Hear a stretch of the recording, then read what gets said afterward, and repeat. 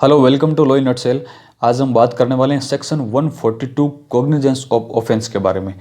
Cognizance का मतलब होता है किसी चीज़ के बारे में नॉलेज होना, और ऑफेंस कौन सा ऑफेंस जो सेक्शन 138 में कमिट हुआ है। सेक्शन 138 में कौन सा ऑफेंस कमिट हुआ है?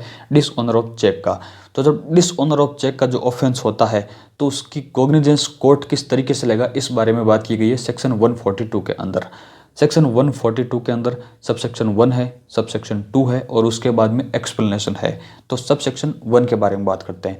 सबसेक्शन 1 का जो ऑपरेटिंग पार्ट है वो ये बोलता है कि note with standing anything content in this CrPC. CrPC में जो भी बातें लिखी हुई है वो सारी ठीक है, लेकिन चेक बाउंस के केस में ये जो पॉइंट बता रहे हैं वो ही प्रिवेल होंगे। ब्रैकेट में ये लिखा हुआ है। तो पॉइंट नंबर 1 के बारे में बात करते हैं कि जो भी चेक बाउंस का जब ऑफेंस होगा तो जो मजिस्ट्रेट है, जो कोर्ट है, वो तभी उस चीज़ का कॉग्निजेंस लेगा जब कोई कंप्लेंट रिटर्न में उसके पास में आई हुई है। यदि कंप्लेंट कोई रिटर्न में उसके पास में आई हुई है तब बी इस चीज़ के बारे में, पॉइंट नंबर बी इस चीज़ के बारे में बात करता है कि कॉज ऑफ एक्शन अराइज होने के 1 मंथ के अंदर आपको उस चीज़ की कंप्लेंट कर देनी है कोर्ट के अंदर।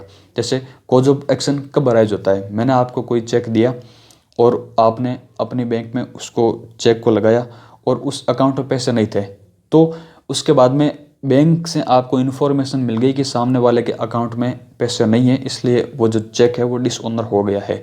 तो चेक डिसऑनर की जो इन्फॉर्मेशन आपको मिलती है उसके बाद में आप जो डिफेंडेंट है जिसने आपको चेक दिया है, आप उसको एक नोटिस दोगे कि आपके अकाउंट में पैसे नहीं है तो पैसे डलवा दीजिए। जो भी होता है आप उस चीज़ को नोटिस दोगे कि मेरे को पैसे में नहीं मिले क्योंकि आपके अकाउंट में पैसे नहीं थे।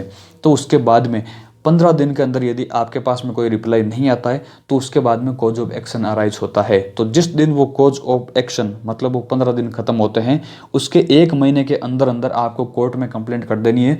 उसके बाद में कोर्ट आपकी जो एप्लीकेशन है उसको इंटरटेन नहीं करेगा। इसका जो प्रोवाइडेड है वो इस चीज़ के बारे में बात करता है कि यदि आपके पास में कोई सफिशिएंट आपके पास में कोई रीज़न है और सफिशिएंट रीज़न है तो आपको एक्स्ट्रा टाइम भी मिल सकता है। मतलब 1 महीने के बाद में भी आप उस केस को फाइल कर सकते हैं, लेकिन आपके पास में कोई सफिशिएंट कॉज होना चाहिए। जैसे कोई मेडिकल इमरजेंसी हो गई एट्सेट्रा, बहुत सारे एग्जांपल हो सकते हैं, लेकिन आपके पास में कोई भी सफिशिएंट जो रीज़न है वो होना चाहिए।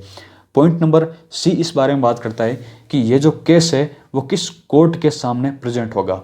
तो मेट्रोपॉलिटन मजिस्ट्रेट या फिर जुडिशियल मजिस्ट्रेट फर्स्ट क्लास, इनसे नीचे का कोई भी जज नहीं होना चाहिए, इनके ऊपर का जज हो सकता है। सब सेक्शन 2 के अंदर इस बारे में बात की गई है कि जो जुरिस्डिक्शन क्या होगा। तो इसके अंदर 2 पॉइंट है, ए और बी। ए में ये बात की गई यदि कोई अकाउंट पे ही चेक है, चेक के ऊपर आपके अकाउंट नंबर लिखे हुए हैं और आपका नाम लिखा हुआ है और जो पैसा आना है वो आपके अकाउंट में आना है, वो जो बैंक जिस कोर्ट के जुरिस्डिक्शन में आती है आप उस जगह पर फाइल कर सकते हैं। जो पेई होता है, जो होल्डर इन ड्यू कोर्स होता है, होल्डर इन ड्यू कोर्स का मतलब हो गया कि मैंने आपको चेक दिया, आपने किसी और को चेक दे दिया, तो जो वो कोई और आदमी है वो होल्डर इन ड्यू कोर्स होगा। ट्रांसफ़र करने के बाद में जो अदर पर्सन होता है उसको होल्डर इन ड्यू कोर्स बोलते हैं। तो होल्डर इन ड्यू कोर्स या फिर पेई जैसे आप, तो आप उस चीज़ का जो एप्लीकेशन फाइल कर सकते हैं, जो केस आप जो कंप्लेंट फाइल कर सकते हैं। यदि वो अकाउंट पे ही है, आपका अकाउंट नंबर वगैरह उसमें लिखा हुआ है, तो फिर जिस बैंक में आप अकाउंट मेंटेन करते हो उसी ब्रांच तो वो ब्रांच जिस कोर्ट के जुरिस्डिक्शन में आता है आप उस कोर्ट के फाइल करोगे। और इसका बी पॉइंट ये बात करता है कि यदि आपने कोई भी यदि जो आपको चेक मिला है वो अकाउंट पे ही चेक नहीं है, मतलब सिर्फ आपका नाम लिखा हुआ है, और उस कंडीशन में जो ड्रॉई होता है, ड्रॉई जिस बैंक में अपना जो अकाउंट मेंटेन करता है, आप उस जगह पर केस फाइल करेंगे। जैसे कि ड्रॉई मतलब कौन? जिसने चेक को बनाया है। तो जिसने चेक बनाया है वो जिस जगह पर अकाउंट, जिस ब्रांच में उसका अकाउंट है, उस जगह पर आप जो केस है वो फाइल कर सकते हैं यदि आपका चेक अकाउंट पे ही चेक नहीं है। तो ये बात होगी पॉइंट नंबर बी के बारे में।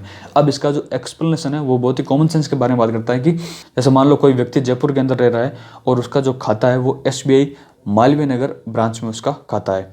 तो इसका मतलब ये नहीं कि मान लो उसने वो बाड़मेर गया तो बाड़मेर में उसने SBI बैंक में, क्योंकि उसको लगा कि मेरी बैंक है जो SBI है उसमें मैं लगाऊंगा, तो उसने बाड़मेर की SBI बैंक में यदि वो अकाउंट जो चेक है वो प्रेजेंट कर दिया और वहाँ से वो डिसऑनर हो गया, तो ऐसा माना जाएगा कि उसने जो चेक प्रेजेंट किया है वो जिस जगह पर वो अकाउंट मेंटेन करता है, जैसे कि मालवीय नगर, तो मालवीय नगर की जो SBI की ब्रांच है उस जगह पर उसने वो चेक को प्रेजेंट किया है, वो ऐसा माना जाएगा। और जब उसको केस फाइल करना होगा तो वो मालवीय नगर जयपुर के किस कोर्ट नंबर में आता है, तो वो जयपुर में फाइल करेगा।